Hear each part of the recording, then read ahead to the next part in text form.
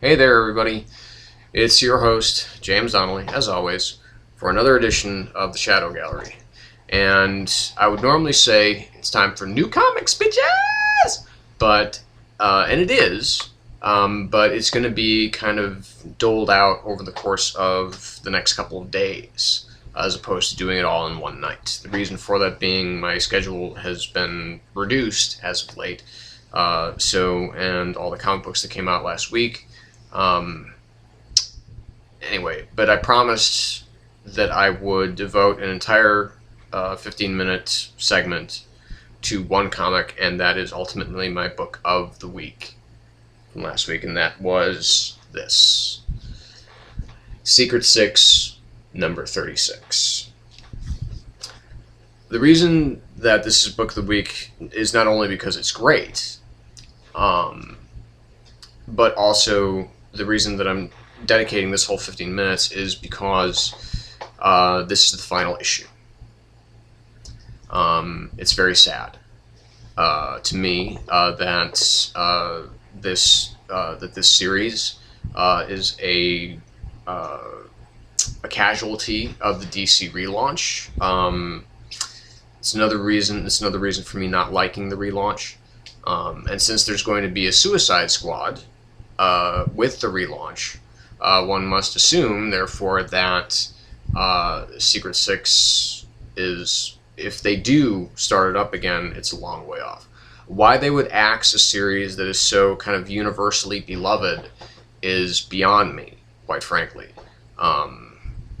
But Gail Simone, she's going to be writing, a couple other comics. She's going to be writing Batgirl. She's going to be writing, co-writing Fury of Firestorm. I've been following the Secret Six since their inception, back in the Villains United miniseries back in 2005 or 2006, when it was actually just a crossover with Infinite Crisis, and basically you had, the centerpiece of the story were these six villains, these C, D, and Z listers like Catman, Deadshot, Ragdoll, Cheshire, one of Darkseid's parademons, and character Scandal, which was actually, at least I think, created new for this series. And these six became all of a sudden kind of like the heroic villains of the DC universe. They would defy all the odds. That was a great series. I loved it. And I was sad that it came to an end, but then it was repicked up for another 6-issue miniseries with what called 6 Degrees of Devastation, which was the six reforming. It was essentially a new six. They enlisted Mad Hatter for a while. Knockout, Scandal's lover, was temporarily kind of taken out of the game. So then it went on to another storyline, which was, the beginning of their new continuing series. At least it continued for 36 issues. And that was the quote-unquote unhinged story arc, where it was the Get Out of Hell free card. Because naturally, all these, villains they're killers, pretty unrepentant about it. But they seem to be, just kind of killing other bad guys. They didn't seem to be killing innocent people. But they all seem destined for hell, and so they got themselves, they go to find this card forged by Neuron that basically is a Get Out of Hell free card. So the team kind of becomes unhinged, and it leads to, okay, it joins up. They are joined up with Jeanette, who is a banshee, and but a very beautiful banshee. And Bane comes into story here, comes into play. And it has the epic, probably one of my favorite moments of the series altogether, which is the fight between Batman and Catman. Because, like I said, Catman was, he used to be, he was a joke for a while. I mean, he was just this lame-o villain that seemed to kind of copy all of Batman's gimmicks, except that, it was all about cats for him. And but he is, he'd become decidedly more fierce, more lean. He essentially had become the greatest tracker in the world. And so they fight pretty much to a standstill. So, I mean, it just was another example of how far Catman has come, even just being in the 6. And Bane was a character that I never really liked, but all of a sudden was made really cool by the fact that he had this kind of fatherly affection towards Scandal. And just, his character in and of itself was just, it was much more, it was actually 3-dimensional now as opposed to 1-dimensional in every incarnation that I've seen before. So, I mean, that was another one of the beauties of what Gail Simone could do with this book. Then came the story arc Depths, where they're trying to basically build the, where they're working for a guy, Mr. Smith, who wanted to create the ultimate prison. Artemis was one of the prisoners, so basically it's the 6 squaring off against not only Artemis, but Wonder Woman, and also all the people running this prison when they decide, hey, this is just, we're not too keen on this idea. And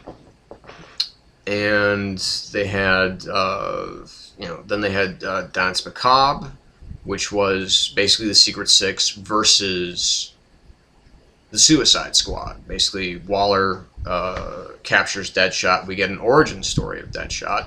And it's, it's the 6, and and then of course there's a Blackest Night tie-in because it was around that time. And then came Cats in the Cradle, that story arc where Catman's son has been kidnapped, and he refuses to pay any ransom. Just basically, almost kind of like Taken-esque, where basically says, if you do anything to my son, I'm going to kill you. And they do. They kill his son. And, at one point Deadshot even says, he's the one of us that hasn't really gone past that point of no return.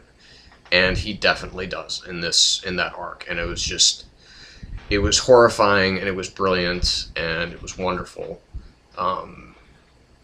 Because, I mean, he goes after them with the most ferocity that's, a frenzy that Wolverine would be envious of. And,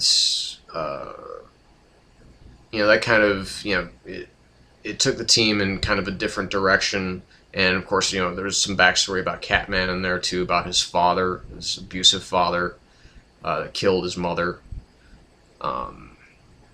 And we also had a little bit of fun with an idea of Secret 6 in the Wild West.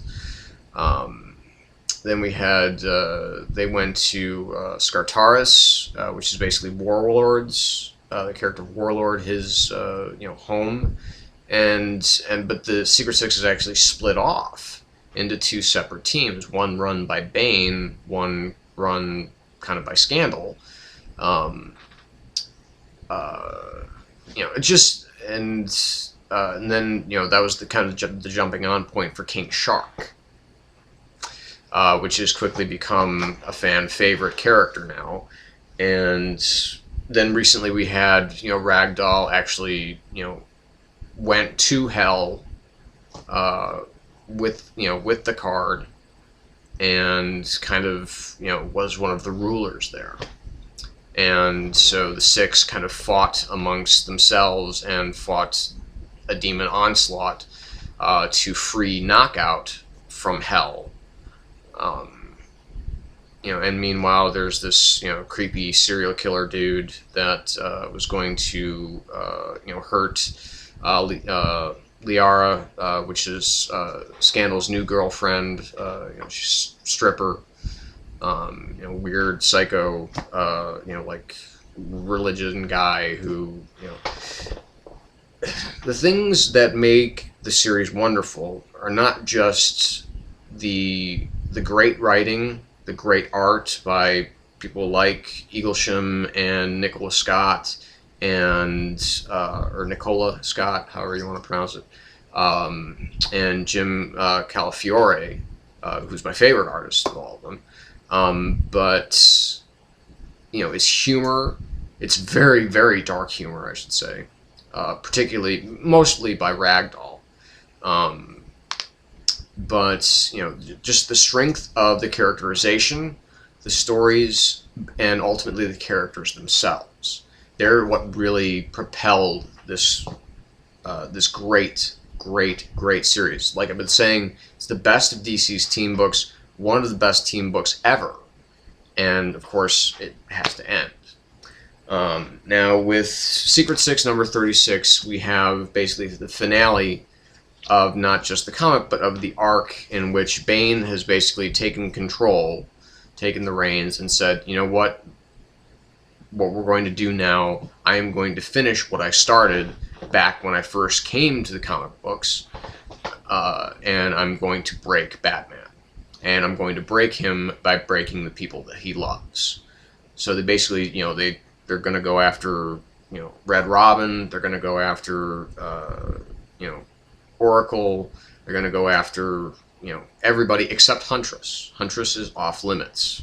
She cannot be touched because of Catman's fling with her. And they know that this is doomed. But Bane has a reputation to uphold, and I'm going to get a little spoilerific here for you, so you might want to tune out. But ultimately, they end up in Gotham. They're working kind of with, but then against the Penguin, who kind of calls the cavalry in on them. And the cavalry does indeed come, basically the heaviest hitters in the DC universe. And Bane says to them all, look, I mean, if we're going to go out, we don't want to go back to prison. And there's even a little bit of commentary that Simone does on the heroes themselves as they fight the onslaught of the Six, who have all venomed up, by the way, thanks to Bane. And she just doesn't feel too proud to be a hero at that particular point, even though they are taking down some pretty nasty fucking people. And the last moments of the comic is where all of a sudden Bane solidified what should have been his status going into Nightfall when he was first introduced, as someone who was truly not to be fucked with. That's it, man. I mean, this has been, like I said, it's the best team book that DC has put out in years. It's my favorite thing that Gail Simone has done. I'm still reading her run on Birds of Prey right now, and it's really good, but it's nothing like this, man. It doesn't have the humor, it doesn't have the darkness, it doesn't have the moral ambiguity or lack of morals, and it just doesn't have the beauty of this title of Secret Six. So goodbye, Secret Six. I will miss you. I've loved you in all of your ugly glory. And that's it for this edition of the Shadow Gallery. So we'll see you again real soon. Good night.